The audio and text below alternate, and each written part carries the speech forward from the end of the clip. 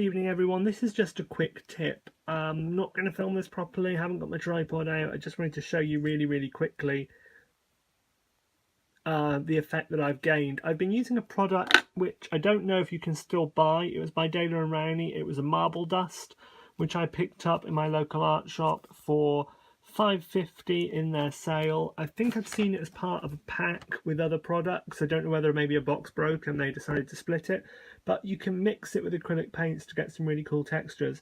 And I'm painting a beach scene and I'm doing it with really thick layers of impasto, and I want to build up layers of colour and texture. So what I've been doing is blocking it out with, I'll just show it to you actually. So there's the sky. Let me get a pointy thing, brush. So these areas are clear impasto gel over white at the moment, and I'm going to build up clouds on top of them. These areas here are a carvable medium, which I will link to, which I've dyed using paint just to dye it, and these are going to become rocks. So I'm going to build and sponge over these and add more layers. These are just a basis really. This is just where I painted a ground, and the sea will go over this, and the sea is going to be impasto gel and carvable medium with cotton wool mixed in with it to give it a fibrous quality and make the waves. And then I wanted to do the beach, and the beach is going to have some people added onto it in the distance walking away, and they'll be three-dimensional, made of polymer clay. I wanted to add the footprints, so I've kind of painted a ground of like the dry sand underneath, and then these are the basis of where the footprints will actually be. I'm going to carve these and make proper footprints. So what I use, which you can't really see because the camera's showing a totally different colour, this actual sand, you can see it from over here much better, is a proper sand colour. And I'm going to file and sand down all these areas to get a sandy texture to it, a really good wet sand texture.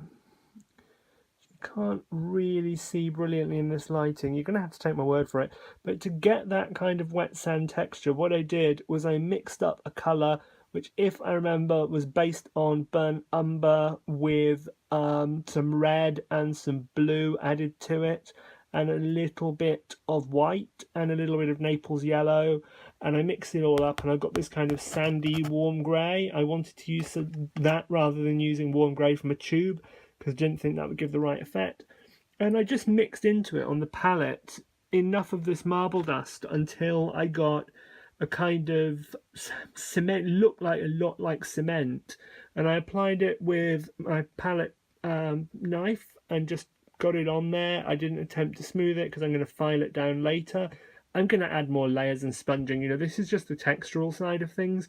The idea with this picture is to build up layers of texture and then to paint over the top of them.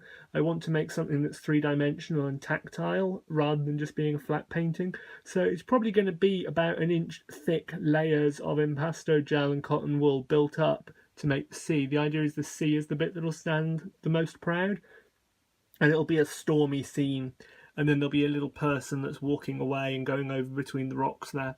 So all I've done is just built up in this. I've had it curing for 3 weeks nearly, because this heavy carvable medium takes a while. That's the heavy carvable medium from the Galleria range from Winsor Newton, I think. I can't see it on my table at the moment, otherwise I'd show it to you.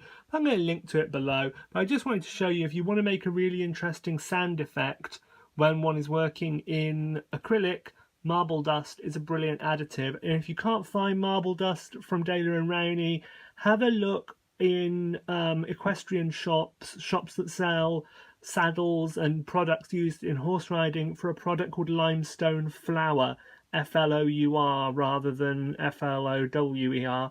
Limestone flour is what they use, I believe, to like coat the ankles of horses to make it look the fur look really white, and that is exactly the same thing as marble dust. It may be a little bit more coarse, but it's really interesting to be able to do that. And the other thing that I read on the jar, which I thought was really cool, is that you can use this to give you a surface for pastel work. So what I could do, yeah, pastel, not pastel, Americans. Sorry, it's a running joke I have with someone. If you wanted to, you could mix acrylic with marble dust or limestone flour, paint it over your canvas or your paper, let it dry, and paint pastels over the top. So it's kind of like making your own gesso in the colour that you want it to be. And actually, that's pretty much what acrylic gesso is. It's marble dust, chalk powder, mixed in with acrylic polymers. And just to point it out, limestone and marble and chalk, as in the white stuff cliffs are made of at Dover, are calcium carbonate. That's what's used in gesso. Classroom chalk, the white sticks you use on a blackboard, are calcium sulfate. They are gypsum. They are the same stuff as set plaster of Paris or drywall in the USA, or plaster panels in the UK. That is a set calcium sulfate. That is not the same thing as limestone flour and marble dust. So if you're looking for chalk, don't powder your chalk sticks. They won't work in the same way. You need calcium carbonate for the tooth, really.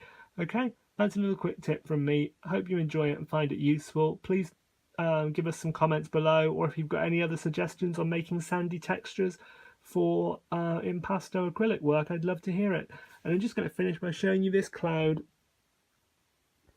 Isn't that a really cool kind of cracked ice effect that's happened in the layers of impasto gel?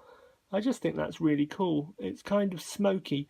If I was trying to do ice, if I was trying to do the wall from Game of Thrones, that would be really cool. Sadly, it's a cloud and I'm going to paint over it, but you know, someone might find it useful. It's just layer upon layer of gloss and matte impasto gel alternating with a little bit of white paint every now and again. Hope you enjoy. Bye-bye.